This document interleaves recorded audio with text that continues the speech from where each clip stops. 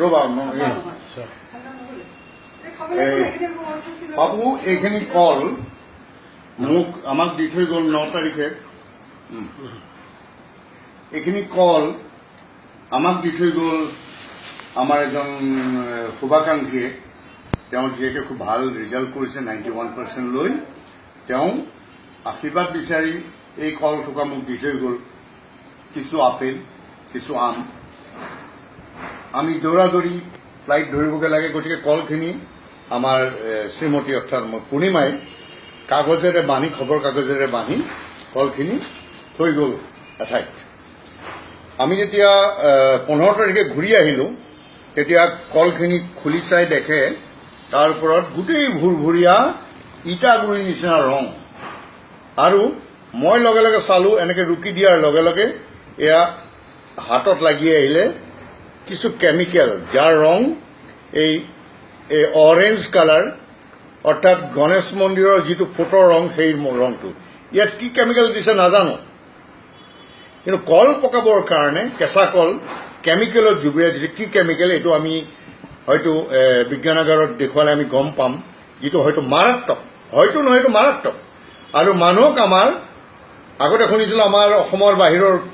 দিল্লী বংগদেশত ক'ৰবাত মুম্বাইত এনেকুৱা কাৰবাৰ কিছুমান কৰে কিন্তু ধুৰন্ধৰ বেপাৰীয়ে এতিয়া অসমতো এই কাৰবাৰটো কৰিছে এইবোৰ খাই মানুহে নিজৰ জীৱনলৈ অতি সোনকালে মৃত্যু মাতি আনিছে বেমাৰ মাতি আনিছে কল পকাবৰ কাৰণে কেমিকেলত কেঁচা কল জুবুৰিয়াই ব্যৱসায়ী এই কামটো কৰিছে গতিকে ইয়াৰ ফুড বিভাগৰ ফুড ডিপাৰ্টমেণ্টৰ মানুহ আছেন নাই অফিচাৰ আছেন নাই তেওঁলোকৰ কাম কি তেওঁলোকে এইবিলাক চাবনে নাচায় চাই পেলাই কেৱল দুদিনৰ কাৰণে চেনেলত দিয়া দুদিনৰ কাৰণে পেপাৰত লিখা তাতে তেওঁলোকৰ দায়িত্ব শেষ নেকি আৰু চৰকাৰে ইয়াৰ দায়িত্ব কিয় নলয় যে এইবিলাক যিবিলাক বেপাৰী এইবিলাক লৈ ব্যৱসায় কৰিছে ইহঁতক গুলীয়ে মাৰি পেলাব লাগে কাৰণ ইহঁতে আমাৰ বৃহত্তৰ মানৱ সমাজৰ কাৰণে মৃত্যু মাতি আনি সিহঁতৰ ব্যৱসায় কৰিছে